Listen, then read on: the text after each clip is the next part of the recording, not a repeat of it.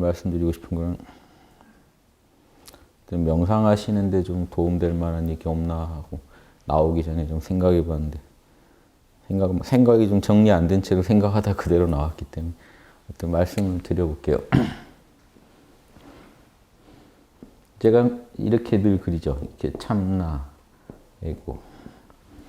근데 이제 어제도 뭐 과학자들이 우리 마음을 연구한다는 거에 대해서 인문학의 이런 그 연구에 대해서 보편적이지 못하지 않나 이런 의견도 있는 거 봤는데 이건 참 그 보편적인 학문입니다. 우리 마음이라는 건 다 똑같아요. 사람마다. 예. 그리고 과학이라는 게 오히려 어려워요. 뭐 어떤 면에서 어렵냐면요. 현상계 차원의 연구이기 때문에 현상계 차원의 연구는요. 데이터가 더 모일수록 또 달라집니다. 지금 이 데이터에서는 결이 이런데 데이터가 더 모이면 또 결이 다른 모양, 더 큰 그림이 나올 수가 있죠. 그러니까 뉴턴이 과학에서 어떤 결을 찾아내는데 아인슈타인이 보니까 또 그게 큰 시야에서 보니까 전혀 다른 그림이었고 그럼 이렇게 가면 100년, 200년 뒤에는 또 다른 그림이 나와요. 우리가 지금까지 이해했던 그 데이터를 가지고 이해했던 그 결보다 더 큰 그림이 나올 수 있다고요. 이거는 열어놔야 돼요. 그래서 과학은 항상 열어놔야 됩니다. 철학은 달라요. 철학은 우주의 근원의 영역이고 부동의 영역이기 때문에 불변의 영역이고 우리가 이 내 마음 안에서 얼마든지 연구해서 체득할 수 있는데 또 여기도 열어놔야 되는 거는 그거는 불변인데 내가 파들어가는 역량에 따라 나한테 와서 이해되는 수준은 또 계속 또 진보하겠죠.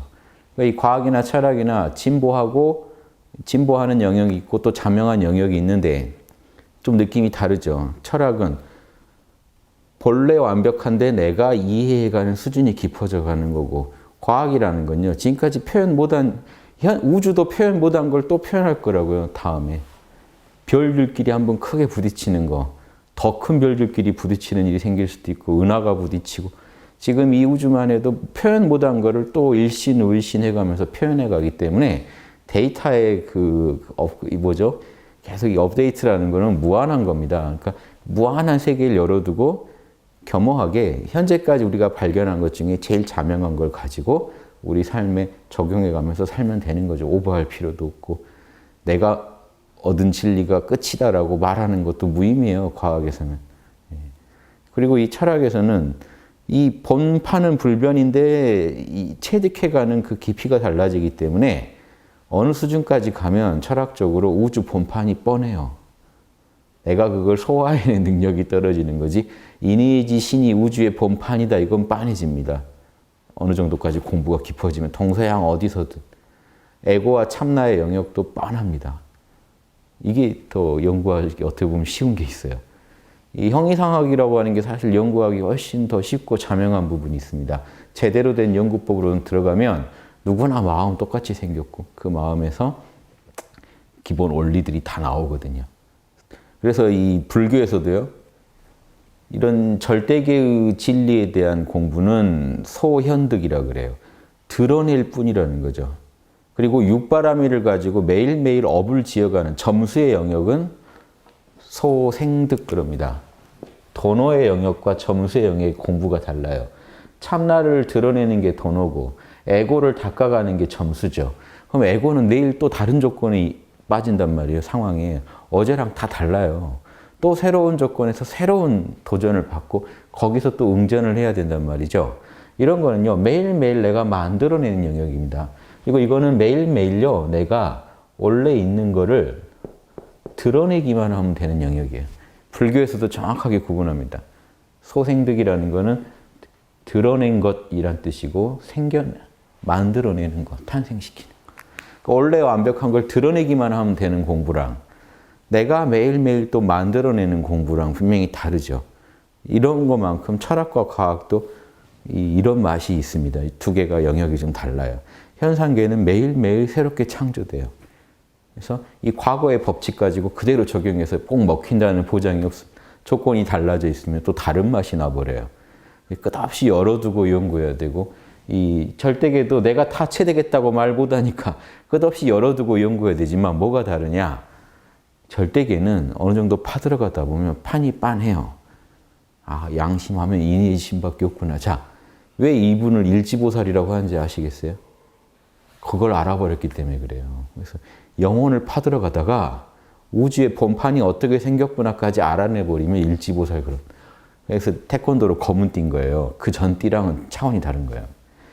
이제 잘하건 못하건 검은 띠라는 얘기는 어느 선을 넘어섰다는 얘기예요. 이해되시죠? 제가 이 비유를 이렇게 드린 적이 있어요. 63빌딩이 밤인데 63빌딩이 불이 다 꺼졌다고 치죠. 공부라는 건 뭐냐면 한 건 한 건 육바람일 분석해 나가시는 거는 어느 방인지도 모르고 불을 계속 켜고 다니는 거예요. 돌아다니면서. 손에 잡히는 대로 불을 켜는 거예요. 스위치가 발견되면 켜고 발견되면 켜고. 근데 한참 켜고 있어도 밖에서 볼 때 불이 하나씩 들어오겠죠. 근데 지금 그 한 층에 지금 방 몇 개인지 알 수 있을까요? 그렇게 켜고 다녀서. 근데 어느 한참 켜고 다니다 보면요. 이게 나와요. 그렇죠? 이게 한 층에 방 몇 개 있는지라도 나올 거 아닙니까? 막 층을 안 가리고 막 켜고 다니다 보면 일정한 결이 나올 거 아니에요. 이 이상은 창문이 더 없더라. 불이 켜지는 걸. 무작위로 막 켜지는데 한 층에 방이 몇 개 있는 것 같은데 뭔가 선명해질 때가 오겠죠. 그런 겁니다. 그래서 하다 보면 윤곽이 나와요. 뭔가. 윤곽이 나올 때가 일지보살이에요. 아, 이것저것 막 공부하다 보니 진짜 이거 육바라밀이 다였네 라는 걸 알아야 일지보살. 근데 내가 잘하지 못하죠. 노련하지 못하지만 무작위로 막 방을 켜고 다니다가 한 층에 방 몇 개 있고 층이 몇 개인지 나와버리는 격이 일지보살이에요. 일지전과 일지를 이렇게 불 켜는 거로만 비유하자면 그 전에 마구잡이로 켜고 다니던 실력하고 딱 키다 보면 대충 윤곽이 나오잖아요. 요 안에서 놀고 있구나. 그게 일지보살이라고. 아시겠습니까? 그냥 자명하니까 하죠. 지금은 자명하구나 하다가 한참 하다 보면 결이 보이게 돼 있어요. 이거를 그러니까 부지런히 해야 결이 보이지. 학당에서 제시한 방식대로 자꾸 하셔야 결이 보입니다. 학당에서 제시한 방식대로 안 하고 임의로 변형해서 해버리시면요. 왜냐하면 제 방식이 아니라 이거는 모든 성현들이 가르친 방식이라 이 방식대로 하셔야 돼요. 저도 그 방식대로 했고 그 방식대로 안 하면 자기만의 어떤 또 다른 그 편견에 빠져버릴 수 있어요. 자기만의 양심을 만들어 버릴 수도 있어요. 그래서 사람은 카르마가 끌고 가고 편견이 끌고 가고 선입견이 끌고 가는 게 너무 미세해서 여러분한테 파악이 안 돼요. 지금 시점에서는. 그러니까 나는 자명해서 했다고 하지만요. 몇 개를 빠뜨리고 해버리는 수가 많다고요. 그러니까 꼭 육바라밀로 점검하셔야 됩니다. 지금 육바라밀로 점검을 하시다 자유가 와야지 나는 안 해도 되는 것 같아 하고 몇 개를 빼고 해버리시면요. 자유가 끝내 안 와요. 이거 왜 그러냐. 에고가 지금 카르마로 잔뜩 덮여 있는데 이렇게 자신하신다는 게 좀 문제 있는 거 아닙니까? 몇 년은 해보고 얘기를 해야 돼요. 그래서 육바라밀 분석을 하고 또 하는 게요. 걸음마 다시 배우는 것만큼 지금 어색해도 하셔야 돼요. 하시고 또 하시다가 양심을 이해하게 됩니다. 여기서 몇 개를 빼고 공부를 해버리면 양심을 왜곡되게 이해해버릴 수도 있어요. 이해되시죠? 그러니까 힘들어도 명상하시는 중에 꼭 노트 쓰는 것만 생각하지 마시고 명상 중에 명상 나오기 전에라도 반드시 6개 항목을 꼼꼼히 하나의 사건도 6개 관점에서 봐보는 거예요. 그러니까 겹치는 부분도 당연히 있죠. 다 결국 양심인데 결국 양심 하나인데 6개 측면에서 봐보는 거예요. 보시의 측면에서 봐보는 거예요. 사랑의 측면에서. 내가 이 사건을 정말 이 사건에 관련된 당사자들의 마음을 진심으로 헤아리고 있나 이 관점에서 한번 봐보는 거죠. 자명한가 찜찜한가. 정의, 지계는요. 내가 이 사건에 있어서 내가 정말 양심이 부끄러운 짓 안 했는가, 남한테 부당한 피해 안 줬는가 하는 관점에서 한번 봐보는 거죠. 이 관계자들 중에 혹시 피해 입은 사람은 없는가.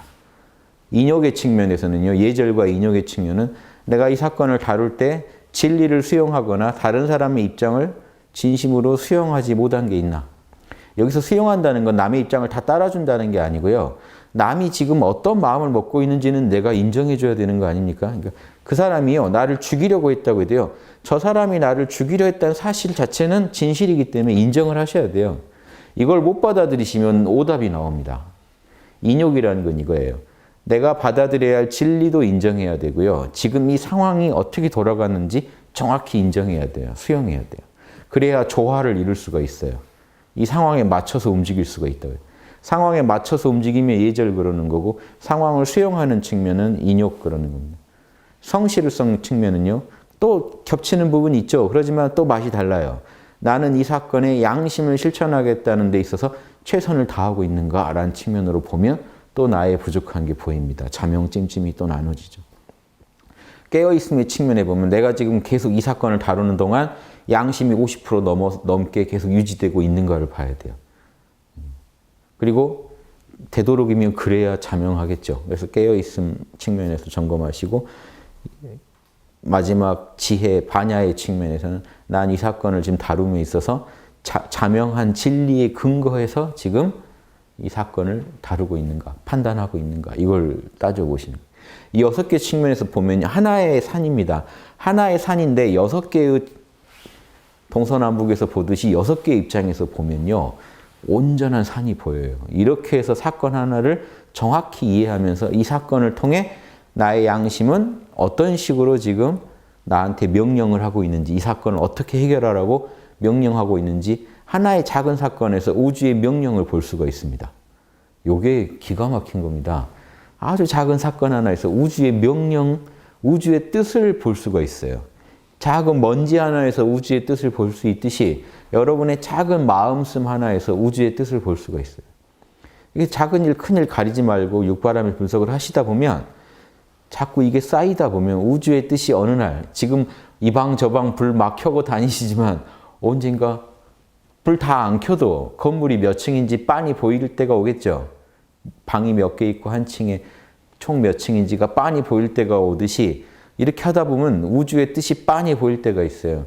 진짜 우주는 육바라밀만 요구하는구나 나한테. 이게 선명해져서 다시는 의심할 수 없을 때가 와요. 찰나 그렇게 마음 드신 거 말고 이게 안착을 했을 때 일지보살하는 겁니다. 일지보살은 그럼 육바라밀 빼고는 이제 사건 해결 못하죠. 어떤 일이건 육바라밀로 접근해서 문제를 풀죠. 5분 안에 몰라 출동하고 몰라 출동하면 자동으로 육바라밀이 분석을 하기 시작하고 계시면 이게 일지보살이란 당연히 그래야 되는 줄 알았기 때문에 하는 거예요. 1급보살은 1단이 아닌 1급보살은 5분 안에 몰라는 출동하는데 육바라밀이 지금 그렇게 자명하게 나한테 납득이 안 됐기 때문에 한참 마음을 내야 육바라밀이 돼요. 그래도 육바라밀 해야 자명하지 않나 하고 설득을 거쳐서 육바라밀을 한다면 일단은 이미 설득이 끝난 상태이기 때문에 몰라 하면 자동으로 육바라밀이 출동합니다. 잘하건 못하건. 예, 이런 경지까지 이 영혼을 갈고 닦는 거 이게 저는 진짜 수행이라는 거예요. 이거 만들어내자는 게 이게 지구에서 수많은 성현들이 얘기했는데 안 되잖아요. 그래서 제가 또 더 쉽게 어떻게 더 쉽게 할 수 있는 방법 없나 해서 지금 이렇게까지 설명을 드려보는 겁니다.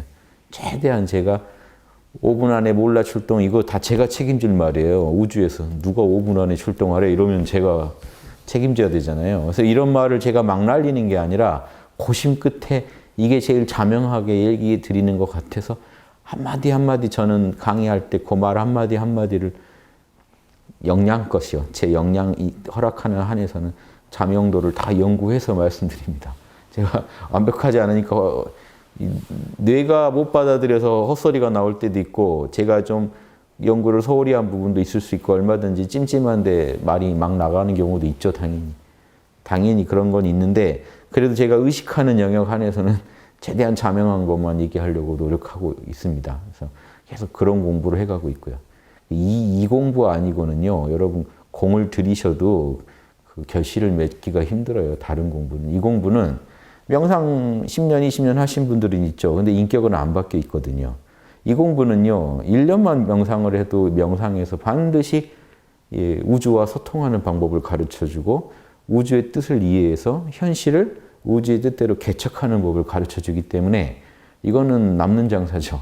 1년을 하면 1년만큼의 여러분 업장이 정화되고 주변이 변하고 여러분 인생이 변하고 여러분의 영성 수준이 개발되죠.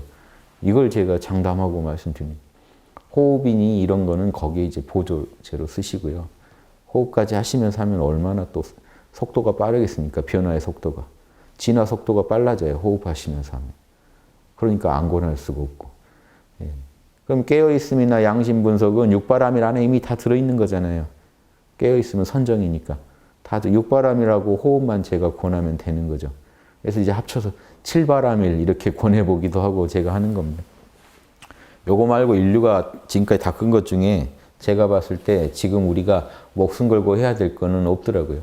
그래서 우리 안에 참나를 드러내는 이런 쉬운 방법을 우리가 안 쓰면 얼마나 억울한 일입니까? 그래서 참나가 텅 빈 자리 같지만 드러낼수록 참나에서 명령이 떨어져요. 보세요. 참나를 드러낼수록 참나에서 육바라밀의 명령이 나오고 있다는 걸 압니다. 그게 어느 날 이제 선명해져서 의심할 수 없게 됩니다. 이게 진짜 도노예요. 그러면 밖으로요. 에고 차원에서 보시를 해줘야죠. 지게를 해주고 인욕을 해주고 선정을 해주고 지혜를 개발하고 해가지고 점수는요. 에고가 그 전에 한 번도 이렇게 안 살았는데 이렇게 살게 바꾸는 거잖아요. 그러니까 날마다 창조해가는 거죠. 날마다 여러분 에고를 창조해가는 거예요. 잘났건 못났건 아침에 일어났을 때 한 생이 하루라고 보세요. 지난번 생에 닦아놓은 거 이번 생에 과보가 그대로죠. 오늘 하루 어제까지 공부한 과보가. 그럼 어제까지 공부한 그 결과물을 오늘 딱 받아들여서 인욕해야죠. 양이 안 찰 수 있죠. 어제 왜 이거밖에 안 했나 하고. 하지만 받아들여야죠. 이번 생은 이걸로 공부하는 겁니다. 그래서 아침에 일어나서 내 지금 현재 수준을 그대로 인욕하시고 요 마음 가지고 어떻게 내가 육바라밀을 오늘 창조해낼 건가. 이것만 연구하셔야죠. 오늘 하루 열심히 창조하시다가 밤에 돌아가시는 거죠. 주무시면 내일 일어나면 오늘 한 것만큼 또 과보가 쌓였죠. 근데 어제 만약에 공부를 어떻게 이렇게밖에 안 했나 하고 살쪘다고 고민하다가 폭식하는 격으로 어떻게 이거밖에 공부 안 했나 하고 그날 더 놀아버리면 이제 그 다음날 되면은 일어났을 때 공부할 의욕도 안 나겠죠. 나라는 존재가 이렇다 하게. 그때라도 과거는 지나간 거고 없는 거니까. 참나는 지금 이 순간 내 안에서 생생한 거니까 다시 참나랑 접속해서 참나의 뜻대로 오늘 하루 또 멋지게 육바람을 창조하죠. 또 도전해보는 겁니다. 그러니까 이게 왔다 갔다 하겠죠. 나갔다가 태보에 타지만 자꾸 이렇게 나가시다 보면요. 육바라밀 하는 게 이제 습관화되기 시작해요. 육바라밀이 습관화되기 시작하면요. 매급이니 따지실 필요도 없이 이제 여러분은 산 겁니다. 암이 매일 조금씩만 줄면 산 거죠. 이제 매일 조금씩 준다는 게 확실해질 때 되면 산 거죠. 맺기 떠나서 암이 늘었다 줄었다 하다가 어느 날부터 줄기만 시작한다면 이제 산 거죠. 매일 조금씩 줄더라도 산 거죠. 이 방향으로만 계속 가면. 마찬가지로 육바람이 어느 날부터 어제 걸 받아들여서 오늘 하루 몇 단이니 레벨도 신경 안 쓰고 오늘 하루 육바라밀로 멋진 창조하는데 재미 붙이기 시작하시면 이제 끝난 겁니다. 이제 이분은 죽을 때까지 보살로 살다 가실 수밖에 없고 극락이 있으면 이런 분이 가는 거고 우주적으로 제일 인정받는 인간 중에 인간 대접을 받으실 거고 요거는 빤한 거 아닙니까? 작은 일 하나에서도 우리는 우주의 메시지를 계속 읽어봤는데 우주가 보내는 신호는 계속해서 육바람을 하라는 것밖에 없었는데요. 이런 의미에서 이런 철학이라는 게 얼마나 보편적입니까? 그리고 모든 동서양 지금까지 나온 지혜를 다 종합하면 육바람일밖에 안 남아요. 제가 성경에서도 육바람일 찾아서 말씀드린 적 있죠? 육바람일에서 벗어나지 않습니다. 예수님이 얘기한 모든 것, 보여주신 모든 것도 육바라밀로 다 설명할 수 있어요. 그 문화권에서 그런 식으로 설명을 안 했을 뿐이지. 예수님 머릿속엔 철저히 그런 육바라밀에 준하는 원칙이 있었기 때문에 말 하나 행동 하나 정확하게 그렇게 하신 거거든요. 그래서 우리가 말은 안 해도 그 사람 머릿속을 들여다볼 수 있습니다. 그 사람이 하는 걸 보면 알 수 있거든요. 하는 짓을 보면 그 사람 마음속에 원칙이 어떻게 있다는 거 알 수 있잖아요. 지금도 일상에서 친구분들이 하는 거 보면 머릿속에 뭐가 더 우선순위가 있고 뭐가 제일 원칙인지 알 수 있죠. 그게 그 사람의 결이에요. 그 사람이 따르고 있는 로고스예요. 그 로고스는 아주 저차원적인 것부터 고차원적인 것까지 있습니다. 아주 고차원적인 걸 따르는 그런 로고스를 따르는 사람이 이제 불보살이고 성현인 거죠. 성형 분자들은요. 욕심의 로고스가 아니라 양심의 로고스를 따르거든요. 그래서 여러분도 공부하실 때 아주 작은 거 하나에서도 이 참나의 명령을 딱 읽어내시는 연습을 안 하신다면 명상을 죽을 때까지 하셨어요. 명상할 때 고요하고 편안한데 한 생각이 일어나면 다시 고뇌에 빠져드는 계속해서 이 체험이 이어질 겁니다. 죽을 때까지. 업이 닦이고 있지 않기 때문에 일어난 일이에요. 오늘 하루 업 닦는 걸 제대로 못 해냈기 때문에 그게 내일로 이어지고 모레로 이어지고 계속해서 이어지고 닦지 않은 한 절대 해결이 안 돼요. 에고가 남의 입장 배려하는 거 연습하지 않은 한 절대로 여러분 에고는 변하지 않습니다. 에고가 남한테 피해주지 않으려고 전전긍긍하지 않는 한 절대로 여러분 에고는 남한테 함부로 피해주고도 부끄러운 줄 모르게 돼 있습니다. 인욕, 남의 입장 수용하고 남하고 조화를 이루려고 노력하지 않는 한 에고는 안 바뀝니다. 아무리 여러분이 명상에 들어도 그건 안 바뀝니다. 명상에 들면 바뀌는 건 선정바람일만 늘어요. 마음을 고요하게 만드는 그 힘만 느는 거죠. 자꾸 하니까, 자꾸 명상에 드니까 선정바람일은 늘어요. 에고가 그건 잘하게 됩니다. 그런데 선정에 들었을 때 올바른 생각으로 결론을 내리는 것도 약하고 나머지 모든 덕목들이 약해집니다. 그래서 우리가 볼 때 우주랑 하나 된 사람으로 안 보여요. 그래서 유교의 경전에서 중이 뭡니까? 희노애락 미발이 중이요. 희노애락을 에고를 잘 경영하는 게 조화다. 중과 화만 이루면 천지가 제자리 찾고 만물이 길러진다는 건요. 우주가 제 기능을 하게 된다는 거예요.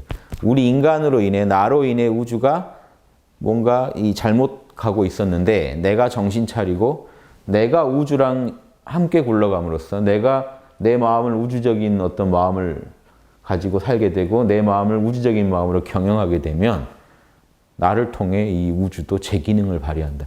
천지의 원래 기능이 만물 살리는 거니까 천지가 제자리 찾고 만물이 길러진다는 건 나로 인해 우주가 제대로 돌아가게 된다. 나로 인해 우주가 망쳐질 수도 있죠. 나 하나가 잘못된 과보를 자꾸 지으면 우주의 명령을 계속 무시하면 지금 나로 인해 우주가 제 기능을 못하게 되겠죠. 근데 내가 정신 차려버리면 우주가 나로 인해 제 기능을 하게 됩니다. 이런 얘기를 지금 유교가 얘기하고 불교가 얘기하고 모든 성현들이 얘기하고 있다는 게 이게 보편적이라는 증거죠. 기존의 양심에 대해 연구했던 인간의 영혼의 문제에 대해 연구했던 전문가들이 다 똑같은 견해를 내놓고 있는데 우리가 봤을 때 실험을 잘했다고 보여지는 그런 인격자들이 똑같은 결론을 내고 있다는 걸 참고하셔야 돼요. 이 이상의 보편적인 게 어디 있습니까?